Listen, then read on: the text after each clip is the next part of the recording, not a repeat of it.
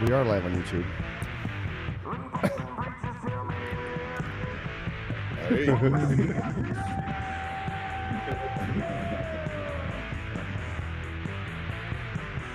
I warned him we were in a rock and roll band. Yeah.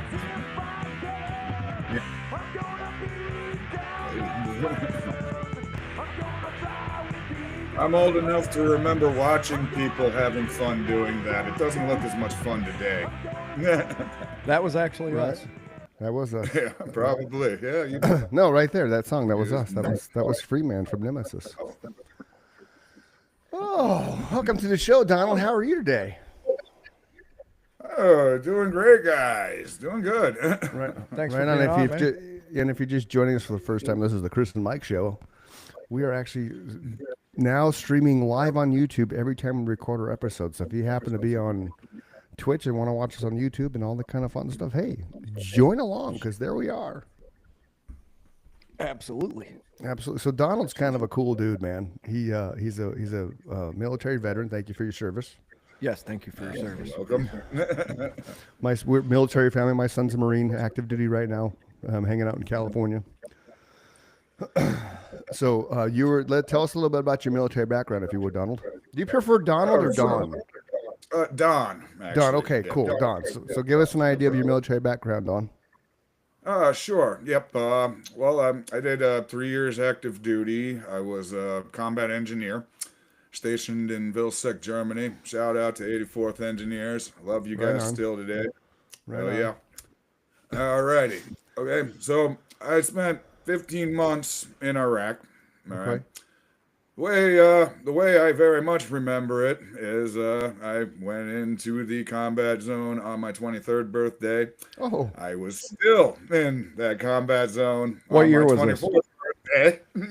wow. So what year was that? Yeah. What year was that? This was 2007 to 2008. Okay. Okay. Yeah. And then I got out in 2009, and well, on paper, okay, Yeah. it looked like things went really well because I got out, I used my GI Bill, Okay. and I, got my college degree, Sure. and within 6 months found this great job working for the railroad, Oh, right on. and this is like 2009 to Yeah. 2012, like end of 2009 to 2012. So Okay. if y'all might remember, this wasn't a fun time to look for a job. Not at all. Mm. Yeah, so I felt very lucky in Yeah. that case. Yeah, for sure.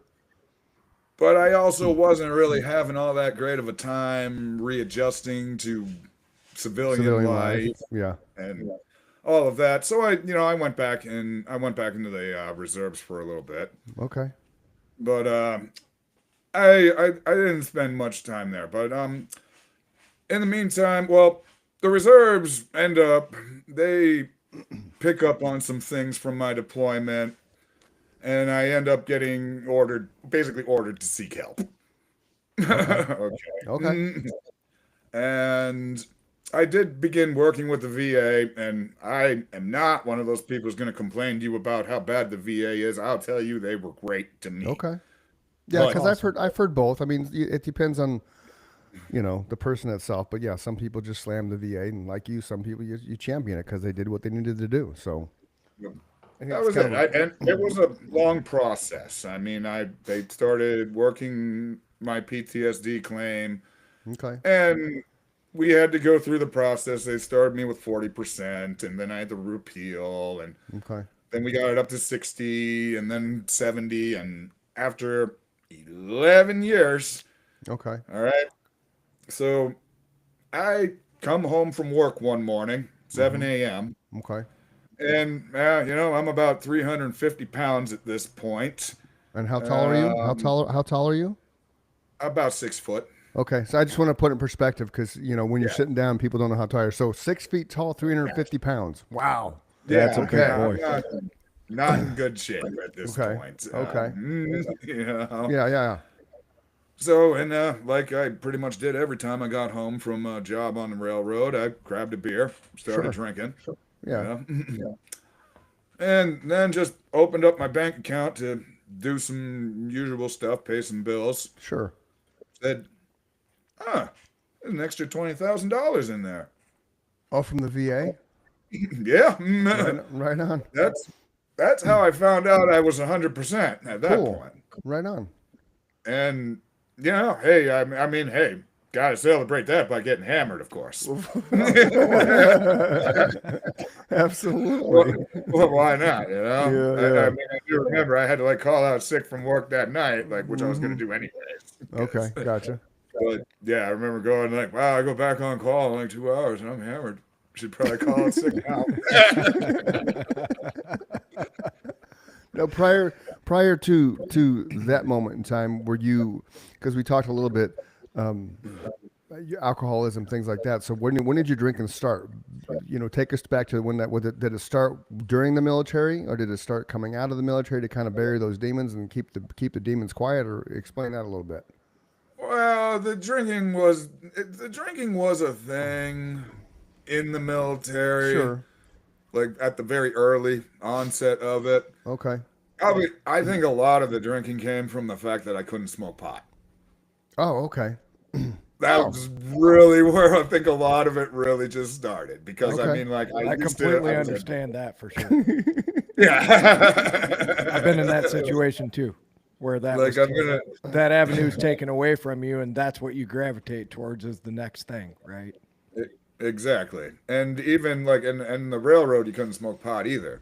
So. And that was my I just situation. won't. I was told I couldn't for a large portion, 10 years. Mm-hmm. So I get it, man. And that's kind of the avenue that I was headed down, because that's you find a replacement for something, right? Exactly. And unfortunately, one is a negative and the other is a positive. And they take the positive away from you and they leave you with the negative. Isn't that weird how the world did that, right? You take something that's not habit forming, that has so many benefits from a health and psychological aspect, but instead, you can just go drink alcohol, which has the even if you're not an alcoholic, drinking alcohol on a daily basis has a negative impact on your body. Oh, In yes, excess, it for does. sure. Yeah. Yes. So continue your story, Don. Okay. All right. So now, unfortunately, something the military instills in you that's probably not great to apply to everything is never quit anything. Right.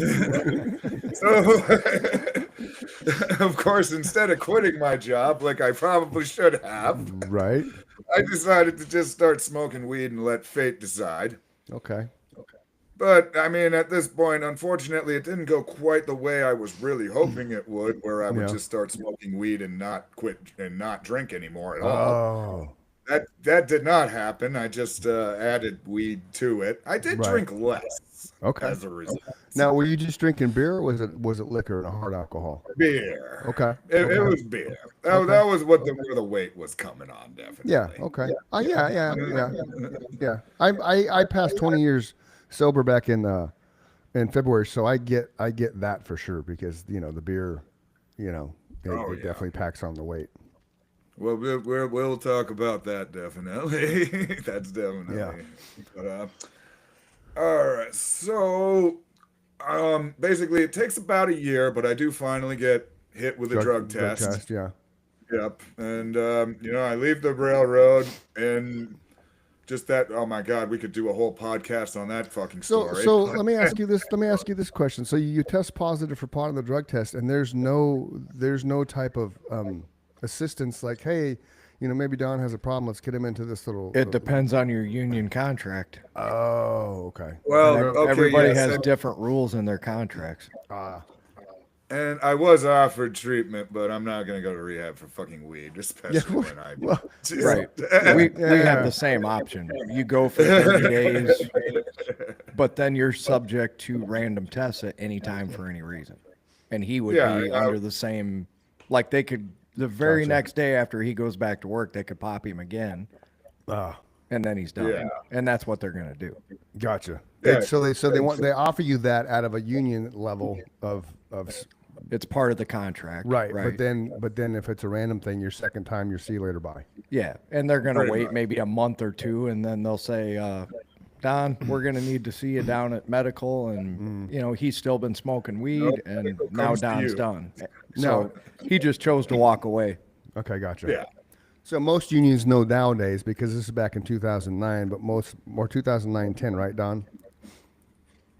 Well, Or 12. 2012 was when Okay. I hired out on the railroad. Okay, I okay. left in 2021.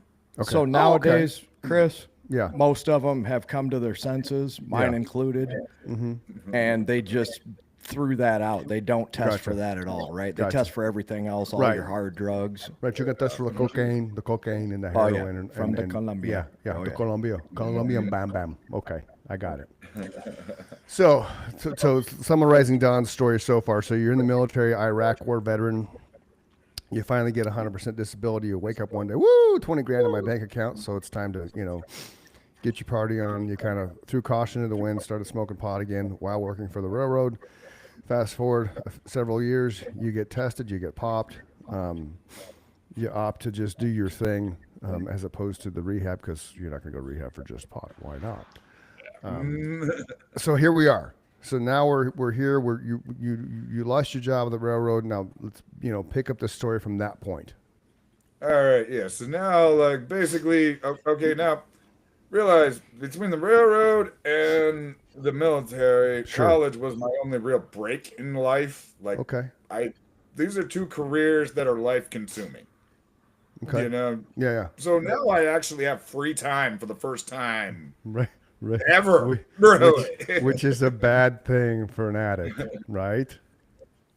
Well, probably yes in general. I'm not going to disagree with you. But Oh, yeah. also, I have a tendency to buck the norm. Okay. Okay. Because really, at this point, because the first thing I said with this is if I'm going to not work, I am not going to just wake up and drink all day and go to bed. I'm going to do stuff. Yeah, you got to have some purpose in life, regardless. Yeah. Sure. You know, I'm only 36 at the time. Okay. Okay.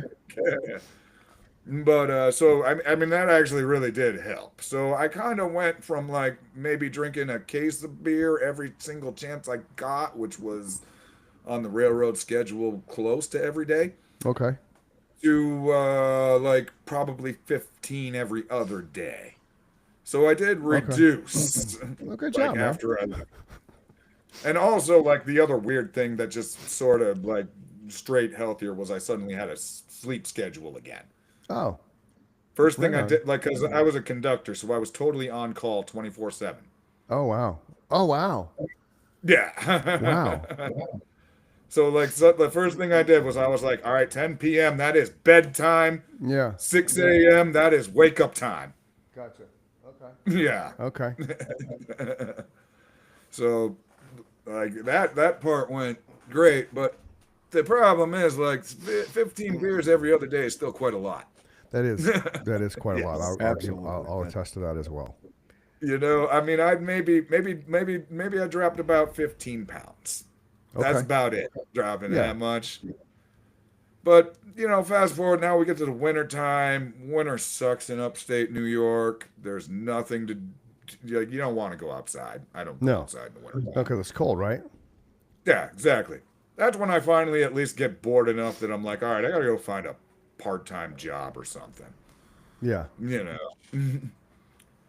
And all in the same month, I find this part-time job. I'll just say a department store. I don't want to say where, but and the same month, a friend of mine tells me about mushrooms, Right. psilocybin. Okay. I said magic mushrooms in the text because Sure. I never spell psilocybin. I have no idea how to spell Okay. it. Okay. That's good. Mike has experience with mushrooms, which is why this will be a good conversation, because he's been there and done that. You've been there and done that. So I've never done it. I've never done any psychedelic, even though I've written songs about it just from outside looking in. Changed my life too, Don. So Yeah. Yeah. So Yeah. yeah. I want to ask you one question real quick, not to interrupt your story, but did we gloss over the fact that you were medically discharged from the military? I was medically discharged from the reserves. Okay. It was an honorable discharge from active duty. Okay, I don't want to. That's a very important point in this story, because otherwise there's dumb people listening, not dumb, maybe Right. not informed, that are gonna think this guy's just a lazy piece of shit who got lucky. And I just want to reinforce the fact that you are honorably medically discharged from the military, and you had a hard time reintegrating into society, which is a very common story with veterans, right?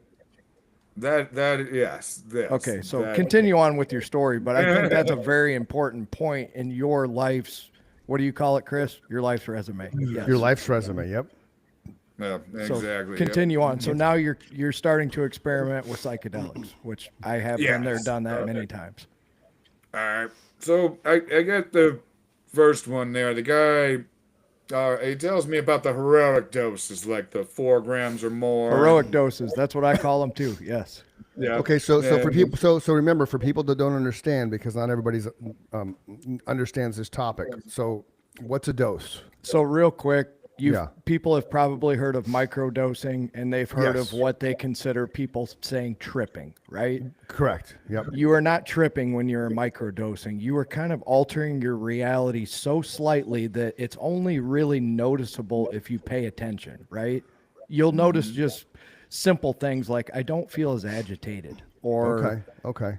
you know, areas where I would have had road rage or something like that. All of a sudden I'm calm, you know? Okay. A heroic dose is, we're going to let the walls melt in front of us, and we're going to a different dimension in our mind or in reality. Nobody knows, because it's so realistic to you that it doesn't matter, right? Okay. And in that dimension, there's love, and it's just overwhelming. Like, the universe is hugging you all at the same time. I'm getting goosebumps as I'm describing it, right? Because if you've been there, you long for that, just peace.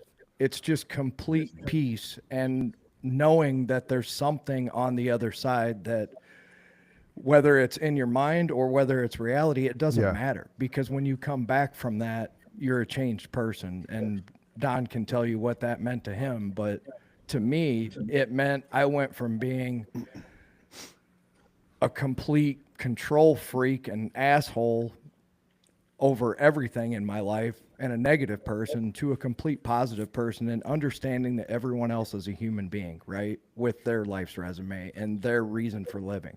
That's cool. So for an ignorant person like me, that would be the equivalent of just taking one hit off a joint as opposed to smoking 10 joints in an hour. Yes. Okay. Yes. Okay.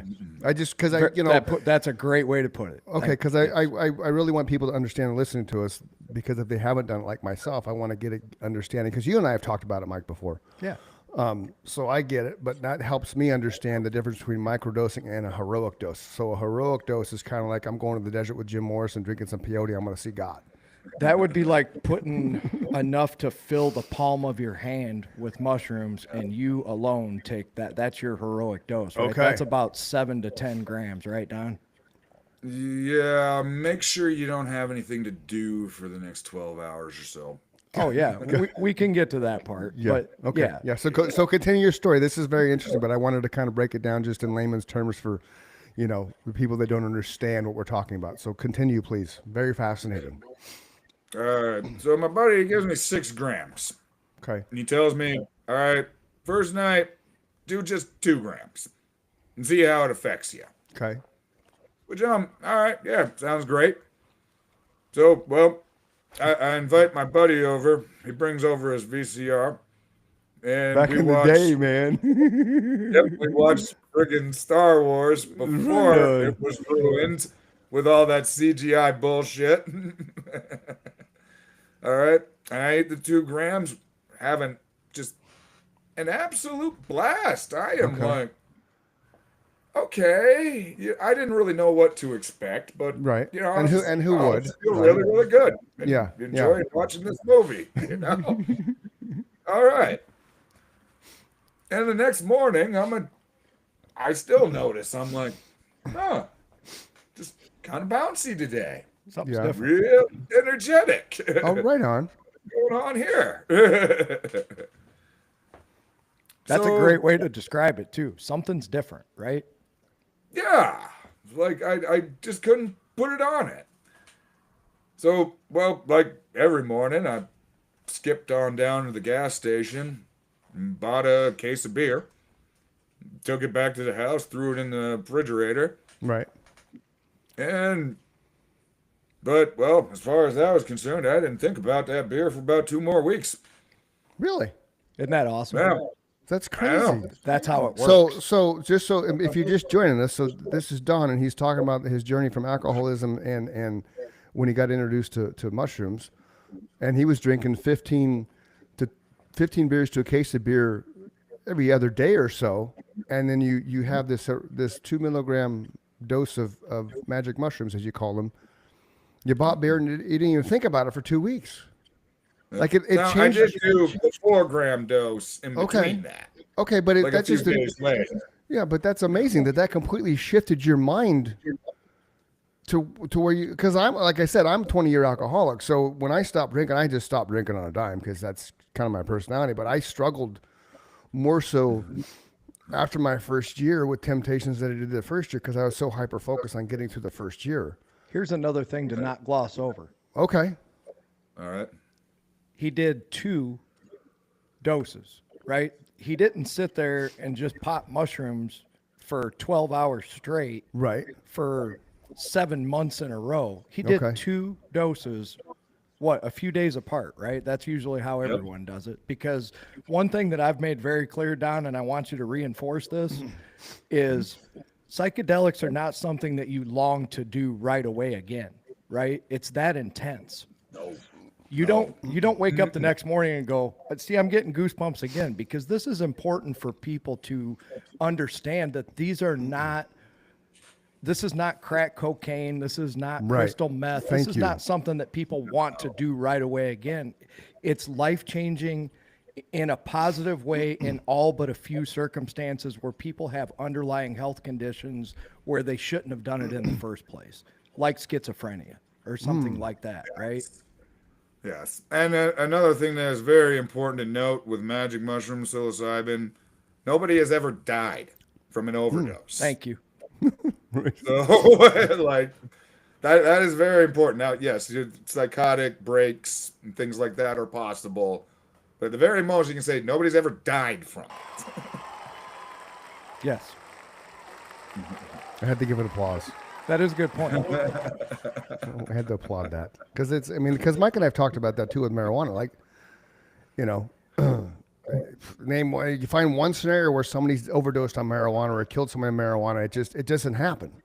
So I appreciate you guys bringing that up because that's a really valid point. That again, people that think this is taboo don't really understand it. This is us trying to impart this wisdom on you, and you choose to do what you want. We're not advocating anything. We're just sharing Don's story. But that to me is amazing. So 2 doses, a few days apart, and then the desire for alcohol just was wiped away.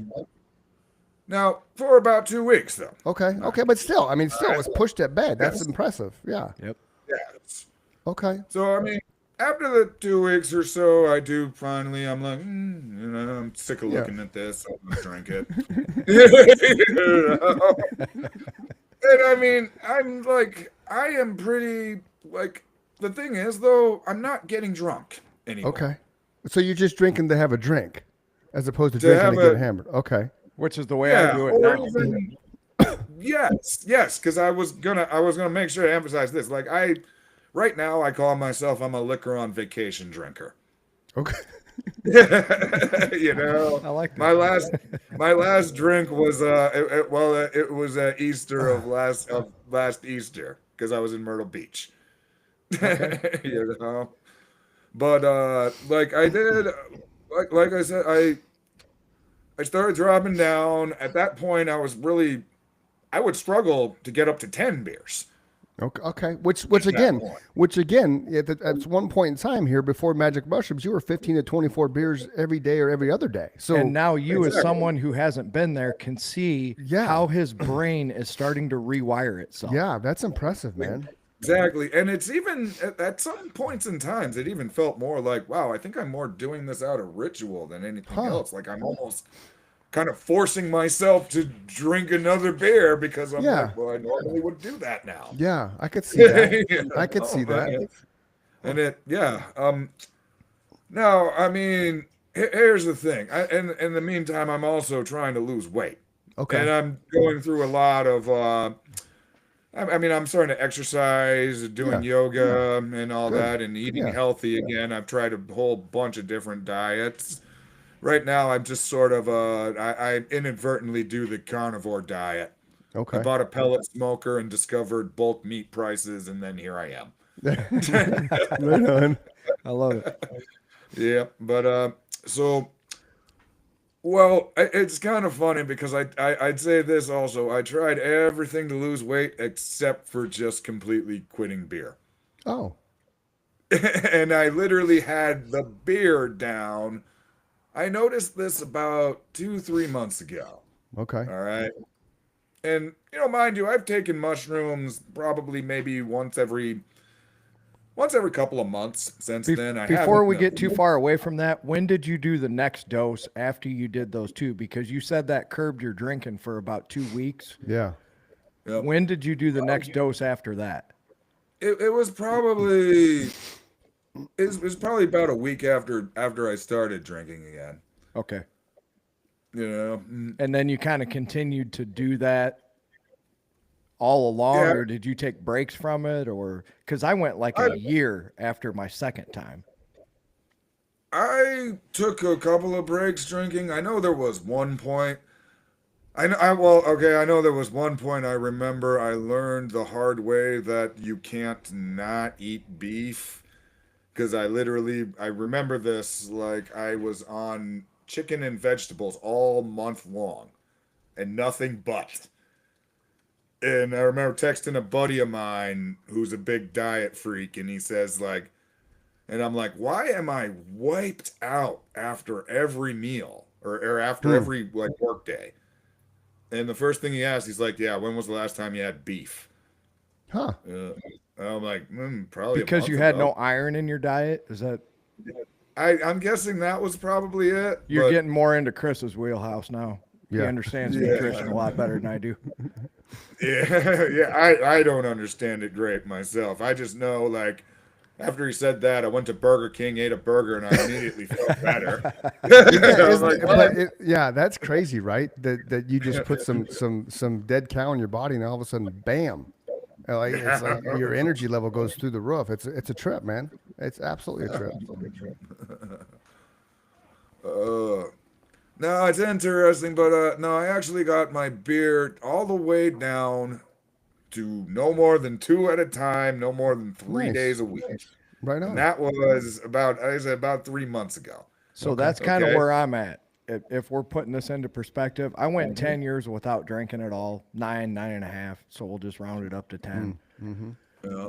But then I decided, because I had rewired the way I think, and I've told Chris this, I just don't like feeling fucked up anymore. And Yeah. the couple times a year that I accidentally go over the edge, I'm so disappointed in myself just because that feeling is not something that I aspire to anymore. When we were all addicts, that's the feeling that you aspire to. That's right? what you would chase. You would chase Yes. to be comfortably numb. And then once you hit comfortably numb, at least for me, then it was like, okay, try to maintain that long enough so then I can fall asleep. But So I now to- never, go ahead. Now, to put this into perspective for people, Yeah. instead of aspiring to feel that way, to use it to fall asleep as a crutch, kind of like Chris is describing, now it's disappointment. I'm like, Yeah. oh my God, now I got to ride this stupid fucking feeling out for the next 6-8 hours.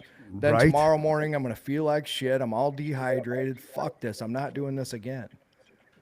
Because I think I give a bad impression because I usually drink. We're in the morning, ladies and gentlemen, so I have coffee right now. But Right. a lot of times people do see me drinking a beer on this show. That's like the 1 or 2 beers that I'll have for that whole day. Well, and you have to understand too, people that are just joining us and Mike referencing that, and Mike's not an alcoholic. No, Mike was never an alcoholic. no. So the fact that he can have a beer, it has no impact on him. Me, on the other hand, if I have a beer, I'm down that rabbit hole again. My fucking life is just. So that's going to rewire your brain right back to the where black it was. hole you were in. Exactly, which is why it took me so long to embrace non-alcoholic beer, because when that first time I did it, the brain was like, holy shit, this is beer. The tongue was like, oh, the nectar from gods. And then it just didn't know how to process, because I love the taste of beer, which is why I won't touch the non-alcoholic whiskey they've made, because I know, being who I am, if I had a shot of that fake whiskey, it's fucking all over, because that was You're my going thing right with for the beer. Jack Daniels. Exactly. So you have to It know is, your limits. Go Here's ahead, a Don. funny story about for speaking of Jack Daniels there. I think maybe a year ago or so. I also haven't drank soda in like a long time now. That's I've gotten huge to the for your point where weight too, man. Yeah, Good soda. job. Like I'm glad to say that soda tastes like shit to me now. And this is how I found out. I was out at the casino one night, and I ordered a Jack and Coke. Okay. Not even thinking about it, because I mean, I first went to Diet Coke and then quit soda. Right, because This Diet is a- Coke's so much better. Yeah, but just saying, this is a full-on sugary soda with the Jack in it, Right. and I just down it, and I'm like, what the frig is this doing to my stomach?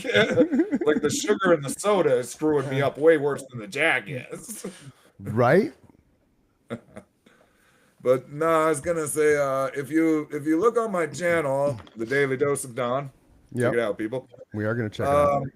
You'll see, like from about maybe 2 months ago, I did this show there. It's called The Hunt for Hulk Hogan.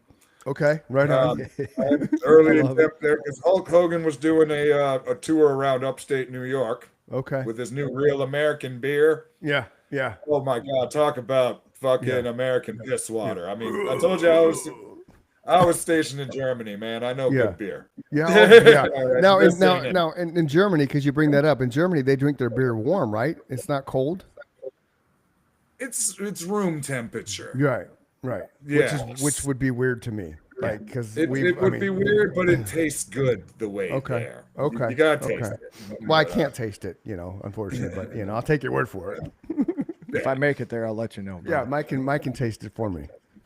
But no, I buy a 12-pack of his beer, Yeah. and I get home, and it's kind of the same thing again. I'm like, there's about 6 of them left in the fridge, and I'm Sure. tired of looking at them.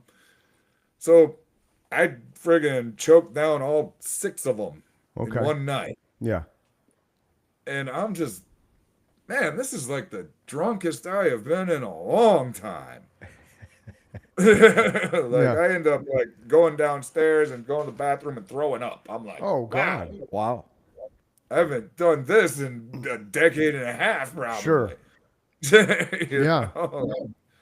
Wow. So I guess So gotta give a good shout out and thank you to Hulk Hogan. Haven't drank beer since. that's one thing.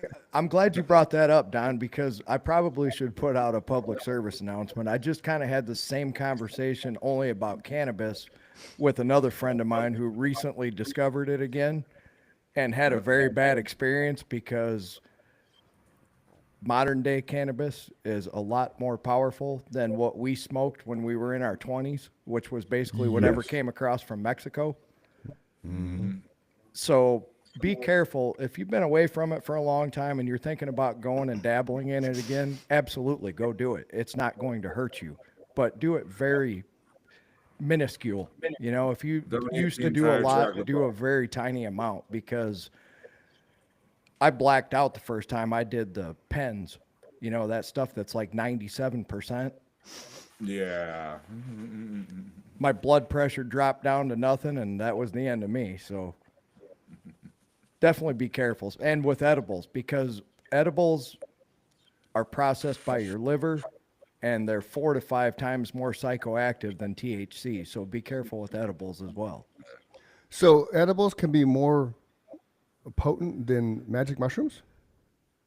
No. So they can mimic the same kind of effects if you do too much, because Okay. THC is injected straight into your bloodstream because you're smoking it, right? Okay. It's an instantaneous effect. You feel high right away. You know exactly what you just did. Okay. Right. Edibles, if you read the package, it says allow 40 minutes to an hour for Yeah. activation time, Yeah. right? Yeah. If you also read the package, which a lot of people don't do, it will show you the dose for the amount that's in each gummy or cookie or whatever Right. you bought, right? Yeah. Yeah. Sometimes so the package, it so if the package says 250 milligrams and there's 25 gummies in there, it's basically 10 milligrams each. Correct. Okay. So 10 milligrams to a novice is a lot. That might pin you to the couch for 8 hours. Like you can't move anything but your eyes. Yeah. Or you're working out with donuts and bags of chips because you're feeding. That could happen as well. You're feeding the mechanism. So edibles are processed by your liver and it turns the THC into another chemical called 11-hydroxymetabolite, Wow. which is 4 to 5 times more psychoactive than THC. Seriously. Yes. So does the magic mushrooms, does that pull that out too or no? No, mushrooms are going to be more psychoactive than THC, Okay. but 11-hydroxymetabolite, which is the chemical that THC is turned into by your liver, is Okay. 4 to 5 times more psychoactive than the feeling you would have if you smoked marijuana, is what I'm saying. That's crazy. That's how I know that edibles don't affect me the way they affect everybody else, because I can take a 200 milligram gummy and drive to McDonald's and get lunch and come back. Dude, I'd be on the floor for days, man. Yes. I've I explained that to accidentally people. took 200 milligrams, and I was like, man, I'm glad I'm familiar with this feeling, because I just suddenly went, I'm about to start tripping. The first time I did it, Don, I had to reevaluate my life for like 5 minutes. I went, whoa, Nelly, you know? And then I came back to baseline real quick. I'm like, son of a bitch, you know? It's like, Yeah. it's not as much fun as the way other people describe it. But I want it to be very clear to the listening audience at home that when I talk about that, I do not recommend people do that on any level, right? And I don't think you would either. No. 200 milligrams is a lot. I mean, well, like I personally, I don't really do. I've done edibles before, but I don't really do them because they're too much of a commitment for me. I just use them to sleep. So I don't really abuse them. Once in Yeah. a while, I like to have a good time on a Saturday afternoon, lay down, watch a baseball game, and relax. You know, maybe after I mowed the yard, I'll do what you and I are now calling a heroic dose. Yeah. But for the most part, I'll take like 20 to 40 milligrams before I go to bed. And it just kind of helps you ease into sleep. You know, I have anxiety real bad, and I've always been a person who could never shut my brain down at night. So it just kind of helps me ease into sleep is the way I use it for. Yeah. I mean, what I love about smoking it, I can smoke it, and then I can lay off for a half an hour and then go drive. I can't really do that with edibles, things like that. Yeah, definitely. I would not recommend someone took edibles and went and drove a car. That No, don't do that. Don't do that that. would be super bad. That's surprising. It has such a different effect from a different type of things you ingest. The things you learn listening to podcasts, my friend. Right. This is the Chris and Mike Show. Find us on Instagram, Facebook, and YouTube. There you have it. Great plug. So how long did it take you to really not? Because obviously you're not an alcoholic at all on any level now. Because like we talked about before coming on the show, you use magic mushrooms to kind of get yourself out of that. So how much beer do you drink now? I have not drank beer in about 2 months now. Okay, so just notice Can't really and say I have any. and how many Yeah. doses have you done? Oh, mushrooms? Yeah. Quite a lot. Quite a lot. No, Okay. Too many to count.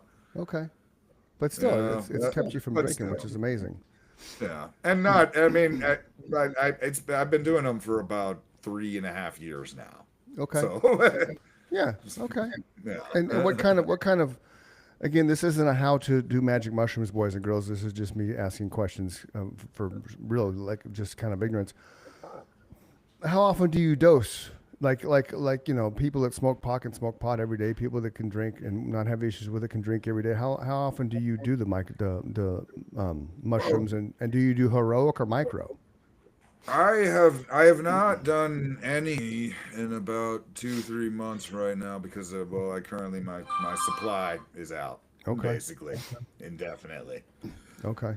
Unfortunately, but I mean, but first off, number one, like it's not like there is any addiction going on here or anything. Well, yeah, like if you that. haven't done it for that Reasonable. long, yeah. There's no addictive properties to that whatsoever. That's why I made it very clear that that wasn't something that people aspire to do right away again. Ever. Right. I have never heard anybody say that about You- psychedelics. Okay. And to kind of not take the opposite of what you just said, but I'm glad that you found Don, because you know how important it is to me that people understand that this is saving veterans' lives. This saved Yeah. him from being an alcoholic.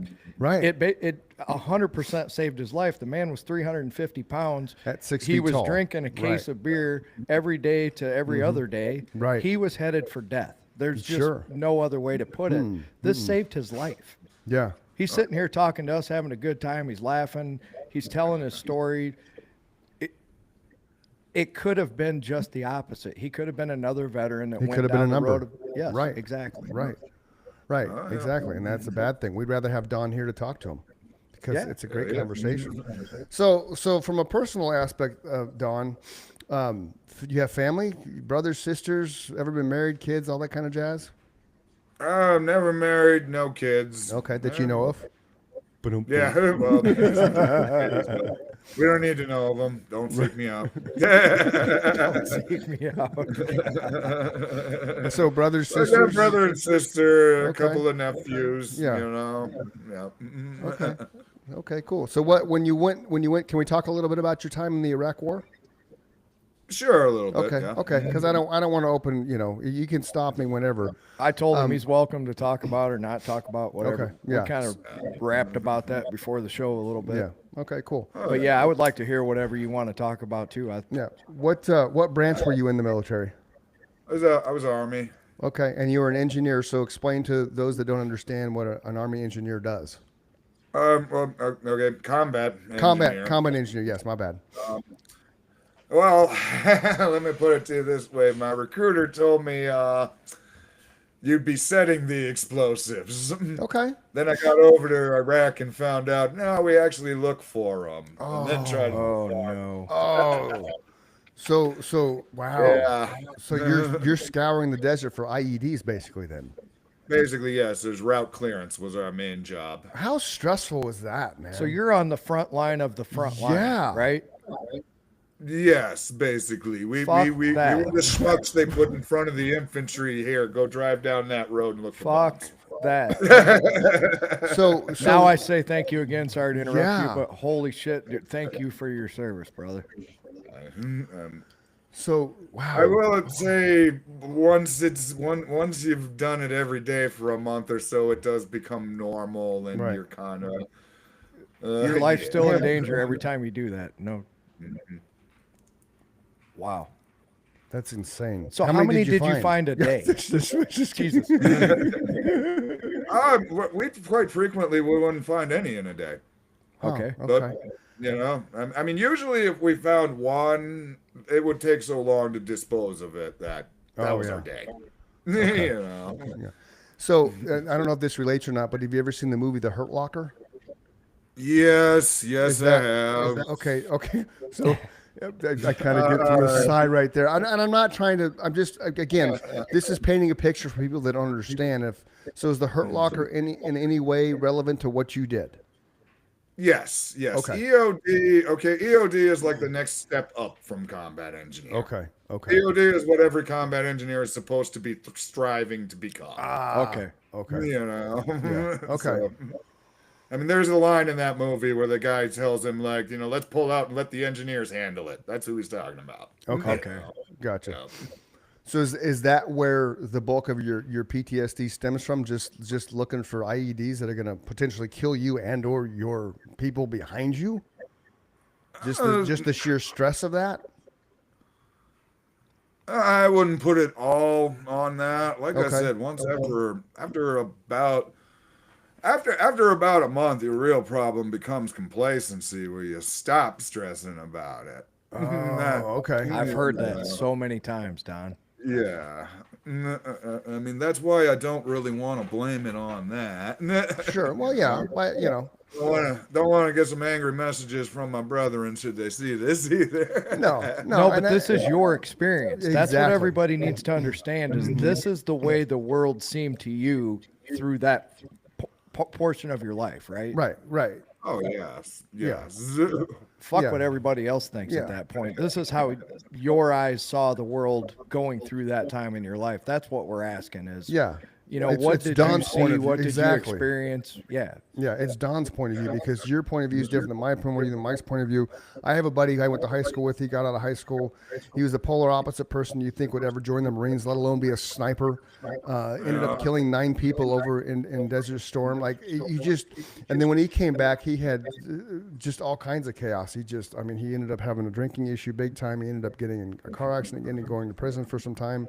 So everybody's opinion and viewpoint of their time in the military is different. So there's no judgment here. We just want to hear your story and share it with other people that listen, because you may help somebody not go down that dark path like you've gone to by just the simple fact of, hey, magic mushrooms got me to stop drinking.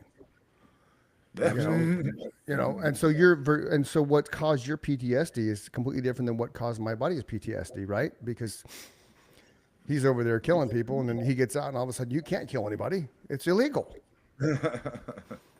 Yeah. You know, so yeah, and I come from a military family. I mean, my son has not seen combat at all because we're not in that kind of time frame right now. But you know, I know enough people that have been there, done that nobody comes back the same person. It just, it doesn't happen. Definitely not. No. So let's talk a little bit about because what intrigued me was your mansplaining The Handmaid's Tale. Okay, so Mike, have you watched The Handmaid's Tale yet? I have. Okay, yeah, I thought so. So my wife and I watched the whole series as well. So, and I kind of shared with her this morning. She's like, "Who's coming on the show today?" So I told her this guy Don, and I read your little bio that you sent me, and she's like, "Oh, mansplaining The Handmaid's Tale. That sounds interesting." So I agree. Right. So if you don't know I Handmaid's Tale, gotta admit, I haven't got as many angry reacts to that as I thought I would. well, yeah. Well, I mean, Lay out The Handmaid's Tale yeah. for people that don't understand that are Okay, listening right so now. with The Otherwise, Handmaid's- they're going to be lost. Yeah. Okay. So The Handmaid's Tale is on Hulu, and it's a series wrapped around the fact that the entire world shuts down because It's a dystopian future. dystopian future where you can't have babies anymore, and the entire United States gets taken over by Gilead, except for Texas, right? Is it Texas and Alaska? Hawaii and Alaska. Hawaii and Alaska are The the whole only, continental U.S. Yeah. right, in the entire continental United States, only Hawaii and Alaska are left untouched by Gilead. And Gilead, like Mike said, is dystopian world, and it's controlled. In The Handmaid's Tale, the handmaids are stolen from their families because they're fertile. And just to paint the really bizarre picture for you, the handmaid is laying on the bed, legs spread. Women The have become sterile. women have become sterile. So the husband of the wife is holding the handmaid's shoulders. So she's engaged by visual participation. So she's behind the handmaid. The handmaid's on the bed, and the husband is having sex with the handmaid while looking at the face of the wife who's holding the handmaid down in order to impregnate the handmaid. And then that handmaid becomes a vessel to carry said baby. And then that baby gets turned over to the husband and wife. I forget what the husband's called. The commander gets turned over to the commander and the commander's wife. And then that handmaid typically is then forced to be the nanny of said baby, or she's removed from the house entirely, and then they end up working as prostitutes in the brothel, which is very dark and violent and just like it's not like the bunny. Red Dawn for women. Yeah, it's not the Bunny Ranch brothel in Reno, Nevada, man. It's a brothel like you're basically getting raped on every single occasion, but you're forced to do that because that's your end game, and that's what you're forced to do. So Don here has a YouTube channel where he's mansplaining Please. The Handmaid's Tale. So Do there's tell. there's the background of the show, Don. Mansplain it to us, please. Oh man, just Let her rip. say, my reactions to this have just been like, what the hell? First off, I gotta say this: the pacing on the show is amazing. Yes, it Okay. is. It keeps I you wish- engaged for sure. Marvel and Star Wars need to take notes from that because Couldn't agree they with you have more. all the same stupid loopholes and dumb shit going Yep. on, but Yep. their pacing is so great it camouflages it. Yes. So I will Yeah. give them that. All right, and all right, now I am currently all right. I have done my episodes through season 2 right now. Okay. All right, Okay, those cool. are what's available right now. Okay. I'm gonna Okay. subscribe to your channel right Yeah, now. yeah, yeah. I've started to watch season 3. Season 2, I am just blown away by this plot line. Okay, Yeah. the guy Nick, the driver. Yep, yep. Okay, he's for the people that don't know, he's the commander's driver. And Right hand man you know, for sure. Right hand man. Yep. basically, and the commander wants to promote him. Yeah, So in order to get promoted, you got to get married. yeah. And they make him get married to a 15-year-old little fucking religious robot. Uh-huh. And on top of that, he's gotta fuck her, or else Yeah. she's gonna turn him in for Right. being a gender traitor, Yep. a Right. gay person. Right. Yeah. Yeah. And I'm just sitting there like, who the fuck is raping who here? Thank you. Yeah, like That's the brilliance of that writing, Don. Yeah. it Absolutely. is. Do you know Yes. how many Absolutely. people that went right over their head? Yeah. Oh, I'm sure. I will bet. And I'm sorry. I just got introduced to Lawrence, whom I absolutely love. Okay. Okay, no spoilers, but I've watched the second episode of season 3 right now. If Okay. people haven't seen seasons 1, 2, and 3, they've been living under a rock. So I'm not worried about too many spoilers with The Handmaid's Tale, unless it's the final season, because that just came out. Yeah, and that's more and like- that's where we're at right now. We're in the final season as it just ticks down. But I can already tell this Lawrence guy, he's got to be the Saul Goodman of this series. He's already stolen the show for me. Yeah. I don't care about anybody else. I'm like, what is his deal? Yeah. Right there. Because up until he showed up, my main thing about this was like, who's having a good time here? Yeah. Right. Like, Because I'm just- nobody is. Yeah, I'm waiting for everybody to just stop and go, hey, I got an idea, dude. God isn't real, and we're wasting our fucking time. Yep. And I'm Yeah. just waiting for everybody to realize this.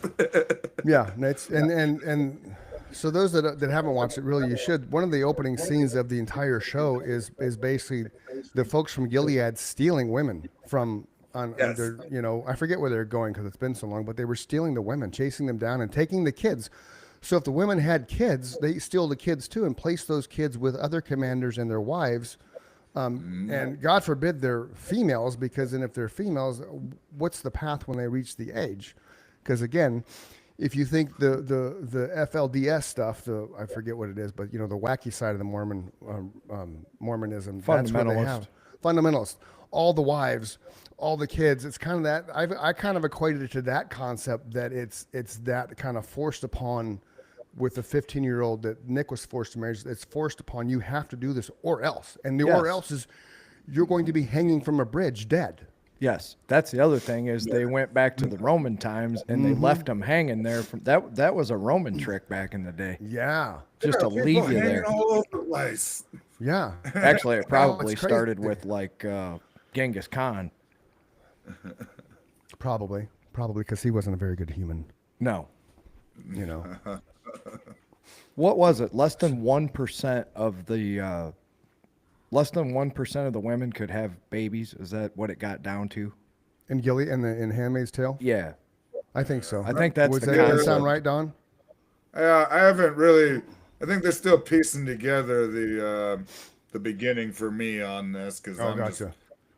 like Yeah. I mean my other main thing is I'm like, all right, I could see where we could get here in a couple of generations. I Sure. don't see how we're getting that's. here. I'm glad you took us there because that's where I wanted you to go. That this could, if you watch this series, That could happen so easy. Look how easy we gave up our rights after 9/11, right? The Patriot Act. Yeah. Look how easily the world gave up the rights when COVID hit. Well, yes, I've always said, Another great okay, point. so the Republicans will give up their rights if a terrorist attack, and the Democrats will give up their rights in a pandemic. Well, we're fucked if the terrorists ever get a biological weapon. Right.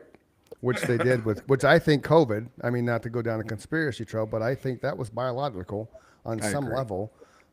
Because now look at all the stuff that's coming out about that. You know, some health insurance providers won't cover anything now that's COVID related from the vaccinations. Right. What does that tell you? You know, you know, and it's fine. And whatever that was, I mean, I never snored before COVID. Now I snore, and I had COVID twice. It's like, what the fuck, you know?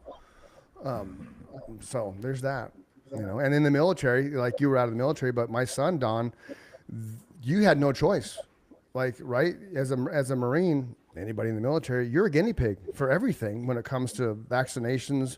Oh, inoculations, absolutely. right? Because you're property of the government. Exactly. So, right, but that was his thing. Like he had no choice, even if, and he wouldn't have not said no anyway. But even if those that said no, you were still you take the shot, or you're dismissed, and you're not dismissed with I forget what it's called now. Oh hell, brain fart. Oh, with prejudice? Yeah, like dishonorably discharged because you're not taking the shot, Correct. right? And so I mean, that's crazy shit, man. And you know, and when Jake took it, he had like fucking raging nightmares the first night he when it was in his system. Like just Did you woke get up vaccinated, screaming. Chris? I did. I got the Johnson & Johnson vax, the baby one. I did not. I had to because we were runners, and we were going on a vacation race, and we couldn't get on the plane. We couldn't get to the event without a showing vaccination proof. card. Right. Yep. Nikki had to because she's a teacher. She had no choice. It's like you take this or you're So fired. think about that for a second. A vaccination card. So for a very short time, this country got everybody to have a piece of paper to travel, right? Yep. Tell me that wasn't some kind of weird Oh, it was. zeitgeist fucking high level experiment to see how far we can control the population for how long. Agreed. Right? Yep. Absolutely, man. I think all of that. At the end of the day, it was a smoke and mirror at the time because everything's smoke and mirrors, right? Like you have all the stuff Trump's doing now, but if you look at the last page of the newspaper, you see what's really going on in the world. Exactly. But all the Diddy stuff is drawing attention from other things. Corey Haim and all those and Chester Smoke and Bennington, mirrors, right? and Chris Cornell, they were all tied to the fact that there was such an underlying human trafficking pedophilia ring in the Hollywood scene and all the different parts of the world. Nobody believed Corey Haim or Corey Feldman, right? They just shut him down. Now look at him. It's like, fucking told you.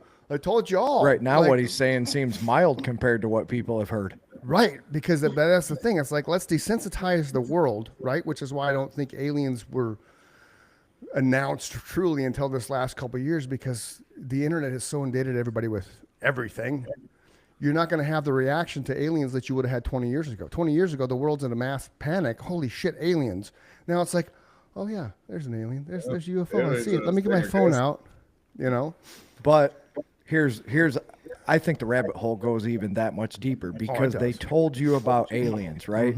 So if they told you about it, then it actually is deeper than that. So then I think it goes to you and I have talked about 100 times. Maybe we're living in a situation where timelines shift and they know it, right? And there's nothing they can do about it. Nope. There's a huge conspiracy that when they started that CERN up, that's when the timeline started shifting. Yeah. Yep. So let's just tell them, yeah, aliens are real. That's my point. Yep. No, I was reading something yesterday about time mirrors. Have you heard about time mirrors? No, now you're going to teach me something. It's all theoretical because when I read the article, at the end of the article, it said this is all speculative. I'm like, well, that sucks. So Yeah, but I time love mirrors shit like that. I know. So time mirrors are basically the way it looked. It was you know how you got the ring there, the light ringed on. It was like that size of mirrors facing each other, and it could increase communications from better than they are now. It could go through different levels of. I sent it to Nikki because it was such a fascinating article. Let me see if I can find it. There it is. Oh, come on, stupid thing. Why is it not doing it? It's not playing fair. Anyway, it's just send that to me. it's a unique thing. I will. It's a unique thing that is it's up.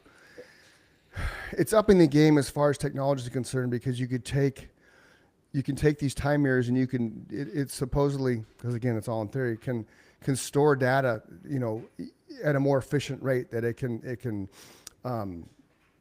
communications at a more efficient rate, which I don't know how more efficient communication be. I'm in Arizona, Mike's in Illinois. Where are you at, Don?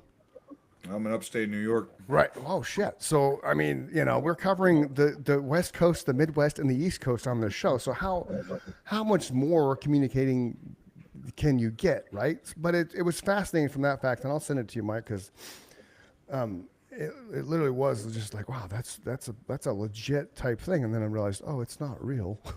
it's all speculation. But that's how everything started, right?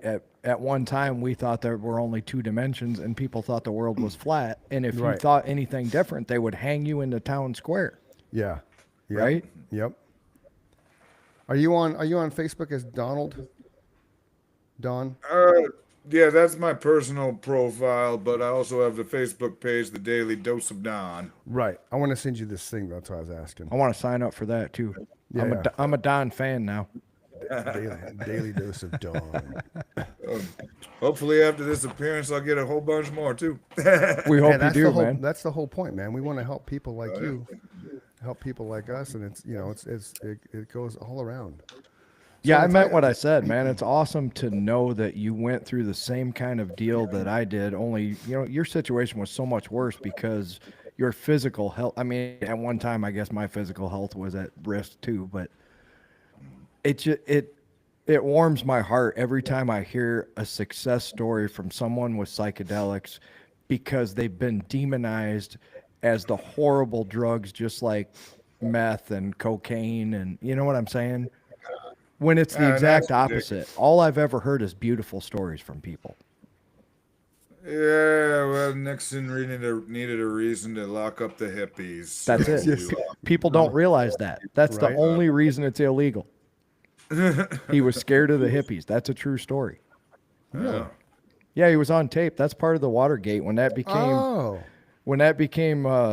public knowledge through the Freedom of Information Act. We found Right. out that Nixon was afraid of the hippies. They were gaining too much power, and they were changing people's minds. When who was it that said drop out or tune in, drop out? Yeah. Yeah. Who was that? I don't God remember. dang it. It wasn't Lennon. No, it was a famous psychedelic guy back in the day, but he had such a movement that people. Oh, was it Timothy? Was it Timothy Leary? That's it. Thank you. Okay. You're Phew. welcome. Yeah. Jesus. Well, because I was thinking about Timothy early in the effects, because they did even in the military, right? They were experimenting on LSD with our troops. They were Right. giving them heroic doses times 1,000. Right, because they wanted to see what impact would have on them Those in the poor battle. guys, now they went through hell. Yeah. Because they didn't know what to expect, right? No. That was a horrible thing to do to somebody. So imagine this, Don. You and I are talking about what a heroic dose is. Imagine doing 1,000 times that Of there's LSD. of LSD. Yeah. There's a movie on Netflix. I told Chris about it. It'll probably come to me while we're talking about it. But that's the whole premise of the documentary is here's what happened to our troops. And because they were government property, I think they were volunteers at first, And then they were forced. and then they were forced. But they were giving them 1,000 times what we would do. What do you even do Worms then? You would. just like lie on the couch and fall through space? Yeah. So you have a miniseries called Warm Wood, WORM Wood, which is about mind control and the LSD effects. And then you have How to Change Your Mind, which is another thing on Netflix, and then Have a Good Trip, which is another thing on Netflix. I was trying to find the relation to the war aspect of it, but it's not. This one's on Max. Okay. On Max movie. Power of Google, boys and girls. Power of Google. So Dr. Delirium. that's it. Dr. Delirium. And the Edgewood Experiments. That's it. It's on Max. Dr. Delirium, and here's the summary of okay, the Wow. Okay. The image is the gas mask that you have to go, like Jake had to do the gas mask thing. So it's basically the true story of human experiments conducted by the U.S. Army from 55 to 75. 20 years. 20 years. The Army used its own soldiers as human guinea pigs in research involving powerful mind-altering drugs. Told through exclusive footage and first-hand accounts, this is a true story of one of the darkest chapters in U.S. history. The footage is hard to watch. It really is. Yeah, and it was released in 2022. And I'll put it on our Facebook page because the image they have for this is creepy. That's what made me watch it. You know damn well that's why I tuned in. Super creepy image, man. Super creepy image. So that would be for the people listening, they're going to be like, man, he's definitely a flip-flopper. I am not. That's the dark side of psychedelics, right? Right. I would And never recommend somebody sit there and do 1,000 times a 10 milligram dose. Well, one thing I would also stress is like I don't believe like psychedelics should be legal in the same way that cannabis is. No, Like, I think it should more- be controlled. Yes. Yes, like prescribed. Distributing. Yes. Thank you. I agree with you 1,000,000%. Yeah, Because not everybody is you and I, and not everybody is Chris, and not everybody's going to use it responsibly. Right. So yeah, I agree. That's a good point. I think that it should be legal, but I think it should be legal through some kind of prescription plan where you don't get 1,000 milligrams at a time or whatever, where you could put yourself in a psychotic trip. So what's your weight down to now, if you don't mind saying? right now it's about 260. That's awesome. And you were plus 350 Yeah. when you were at your worst? Wow. Very nice. That's insane, man. But good for you. I mean, with the 2 months of no beer, that it is starting to shrink down again. So and no soda. yeah, that too as well. Like I was honestly, that's kind of what it came down to. Also, like I said, I was down to like 2 at a time, 3 times a week, and I wasn't gaining weight, but I wasn't losing any either. Yeah, you're flatlining. Just Yeah. staying the same. So because we do this a lot, we squirreled all the way from his time in Iraq. How long were you in Iraq? I think 3 years. 15 months. 15 okay. months. Okay. Yep. And was- the whole time you were looking for bombs. Well, the first about 6 months of our deployment, my platoon got separated from our company and turned into a makeshift company with a couple of other platoons, and we went and played infantry. What part of Iraq? Right on. This was in Baghdad. Okay. We did that for 6 months, and then we moved up to the northern region, Warhorse, Okay. and that's where we did route clearance for the following 8 months. And so when you would find an IED, you talked before how it would take the entire day. That you find one, boom, your day is just consumed with this IED. How would you dispose of it once you got it safely removed from the area, or did you dispose of it there? Well, we would try to dispose of it there. Would be the best way to do it. Yeah, we Okay. can't. We wouldn't really try to move it under Okay. any circumstances. Now our skill level as combat engineers and was not very high. Well, I mean, yeah. there You're were- 23 years old, man. It's not like you have Yeah. 10 years of experience of how to disarm a bomb. Yeah. There were a couple of NCOs that had gone through special schools, and the special school everybody wants is sapper. That's the one. If you have that little tab that says sapper, Okay. you can do pretty much anything. Oh, fun. Yeah. But Were these- basically, usually we Were would have these to, like Russian-made IEDs? I believe at the time, if I recall correctly, they believed they were tracing them back from Turkey. Turkey. Okay. Okay. Okay. So when you blow one, so you come across one, because this fascinates me. So you come across one. IEDs are just crazy, right? Shrapnel loaded, going to destroy everything within a large radius. So do you cover it with something in order to dispose of it safely, so all the shrapnel stuff's not flying and inadvertently, taking somebody's arm off? Well, you don't get out of the vehicle unless you absolutely have Okay. to. Okay. So you find these things while you're in the vehicle? You're not like Yes. walking with. So I had in my head, I envisioned you walking with a metal detector. I did too. You know, Thank God we only did that once. Okay, We only okay. did that once. Thank God. Yeah. So how do you didn't like find that. how do you find it in a vehicle? Like that to me would be hard. Ground penetrating we had radar. We had the special vehicles Okay. that first off were like, God, like probably 30 feet in the air. On Oh, these no things. shit. Wow. So there's that, and some of them had infrared cameras in Okay. various different ways. They put the ID there during the day, it cooks, and then we go out at night and they show right up on the screen. Oh, like a things heat like that. signature. Yeah. There are various ways like that. Well, I mean, this is how we did it 10 years ago. They probably got, 15 now. Jesus. I'm So sure you had a they're special made vehicle just for that, right? Yes, there were a couple of them. We would there'd be the RGs and the Buffalo. Because that's lifted on a whole nother level, 30 feet in the air.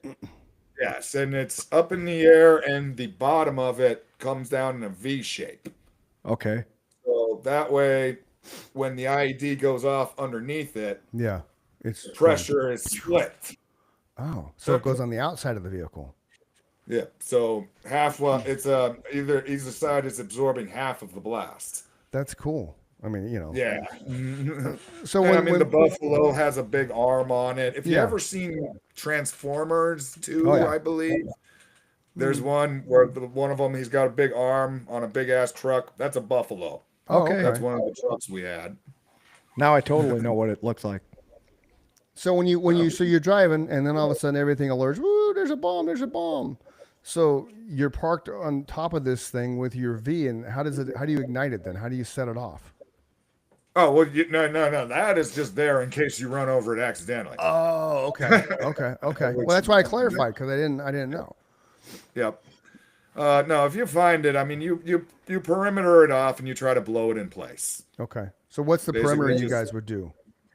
Oh God, trying to remember. You can ballpark it. It's been a while. Yeah. I don't even really want, like, I don't know, 300 meters. I don't Okay. know. Okay.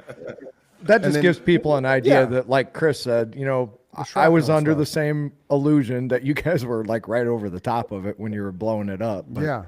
the No, vehicle that'll was be- just designed in case it blew up, that was a safety device that was engineered into the vehicle, right? Yes. So 300 I've, meters that's a pretty good range to be away from it. I got hit while I was in the Buffalo once, and I always made the joke. See, they gave me an award for it, and I was like, shouldn't the Haji get this? I mean, it kind of seems like he won, I think. Right? Yeah. Yeah. Won.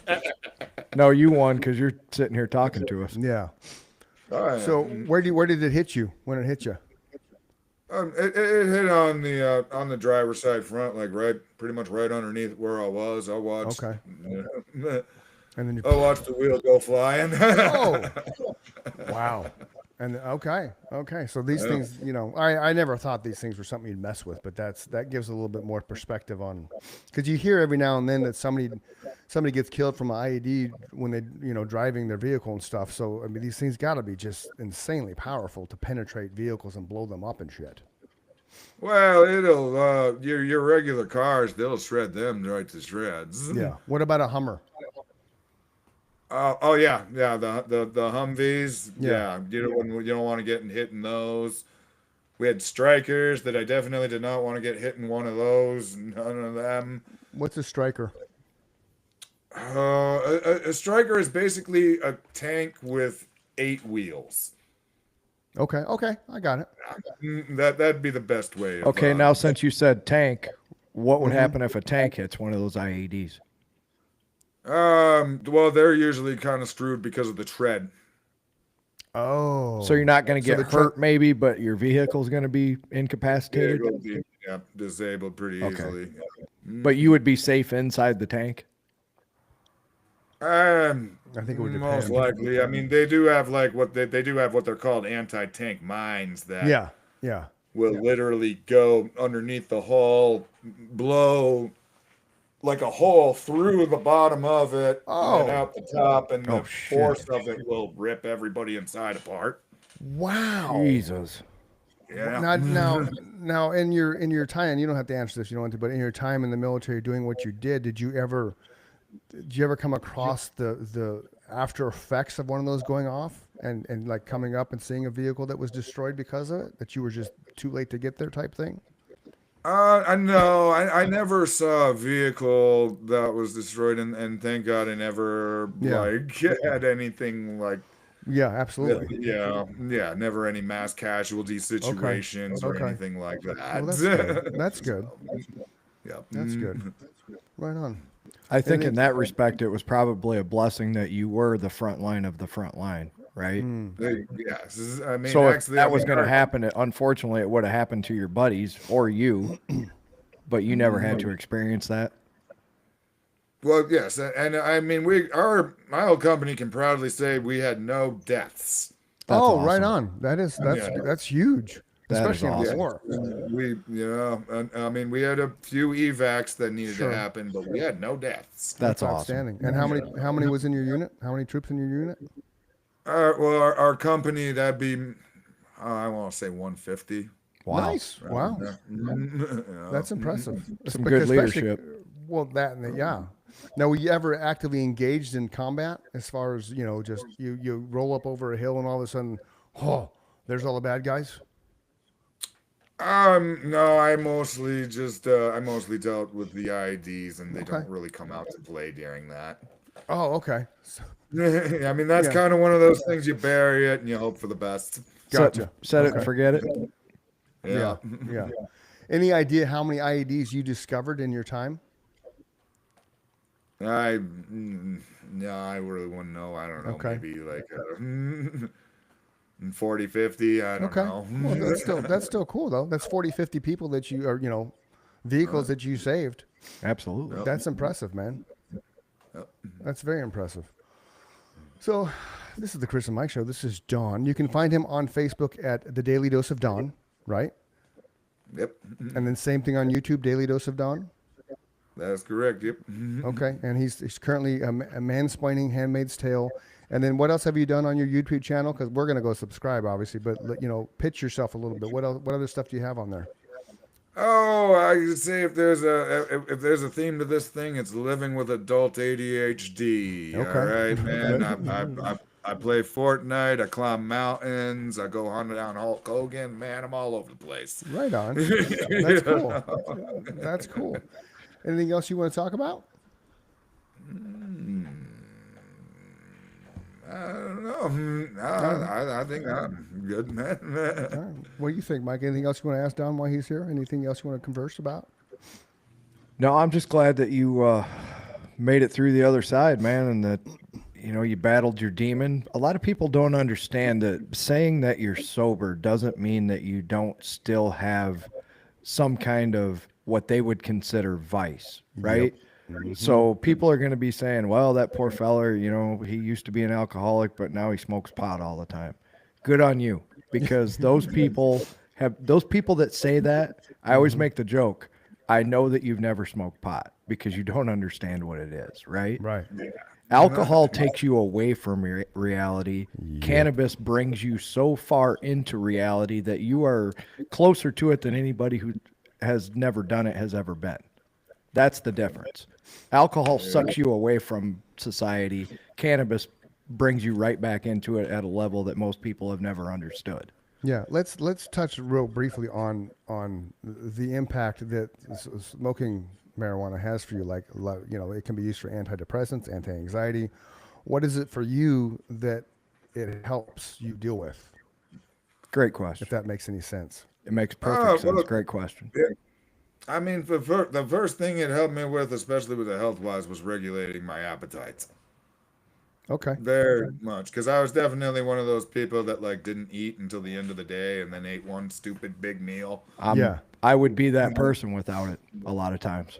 Yeah. Yes, and I mean that was the first big helpful thing was I could take a little hit in the morning and Yeah. friggin' I'll actually eat breakfast now. Yeah. Well, that's good. No. Because, not eating is not healthy. Yeah. Right on. Anything else to add to that? Either one of you? I would say that it definitely makes people who are introverted more extroverted. Yeah. That would be another misconception, A lot of times I would just disappear from society if I didn't have a way to calm my anxiety, right? Because I have like social anxiety where big groups of people I don't like being around them. Right. He likes being in front of them on a stage instead. Yes, I like them at bay. Yeah. Yeah. And then I don't have to talk to them. Were you already an social person where you like talking to people, or did that help you kind of bring you out of your shell? I've never really been a sociable person. It did bring me out of my shell in high school. Definitely. Yeah. I mean, even nowadays, even after the mushrooms, now I'm like, I socialize with like 3 people. Yeah, well, I would say that you and I have that in common in our personality trait. Chris doesn't know a stranger, right? He's going to talk to anybody for any reason that seems like they want to have a conversation about whatever subject. That's part of his genetic makeup, right? You and I are more, if we know you, we'll talk to you for hours. If we don't know you, it's hit or miss whether we're going to have a conversation or not. Probably not. Now, here's one thing I forgot to ask you. You had referenced military, GI Bill, whatnot. So did you went to college? What did you get a degree in, or did you? Criminal justice. Oh, right on. So Mike and I have an affinity for serial killers. Yes. That is bad. Fascinating. But you never did anything with the criminal justice degree? Like you never got a job in that world? No, by that time, and honestly, I'm glad I didn't. I mean, yeah. like there is a lot of correctional officers around here. Yeah. And, Me too. Well, there's a lot less. Thank you very much, Governor Hochul. But You have no idea how bad I wanted the next words out of your mouth to be. Yeah, I became a serial killer. No, well, I don't know if it'd be a serial killer, but I always said if I became a corrections officer, it would just be this vicious cycle where I'm there guarding some asshole and he throws a bucket of shit on me. So at this point, I got no choice. I got to kill him. Yeah. So I right. beat him to death. Yeah. Now I'm in prison myself, and then I'm gonna get pissed off at some guard and throw a bucket of shit on him. So here's the way that I have heard it put best, because we're a prison town too. So I know a lot of guys who have worked there. They basically say we're glorified babysitters, and our only responsibility is keeping these guys from killing themselves. And what are they in there for? Killing people. Right. Right? Yeah. So that's a very stressful job, keeping people who are in there for mostly killing other people from killing themselves. Basically, yeah. That really put it into perspective for me. I don't know if it does for anybody else, but I never thought of it that way, but that's interesting. That's a really interesting approach. yeah. Yeah. Right on. All right, there, boys and girls. We're going to wrap this up. This has been the Chris and Mike Show. You can find us on Instagram, Facebook, and YouTube. You can find Don on YouTube and Facebook with the Daily Dose of Don. That's D-O-N. He's a very interesting human, military veteran, had some active duty. So definitely subscribe to his channel, follow his journey and his path. Great guy for what we know in this short amount of time. Don, thank you very much for coming on the show. Absolutely. Thanks for doing this, man. Great time, guys. No problem. Yeah, and we always wrap up the show with this: don't let the bad days win. If you're feeling depressed, you're feeling anxious, reach out to somebody. Somebody loves you. Somebody will miss you if you don't wake up tomorrow. So don't be that person. Don't leave that hole in somebody's heart.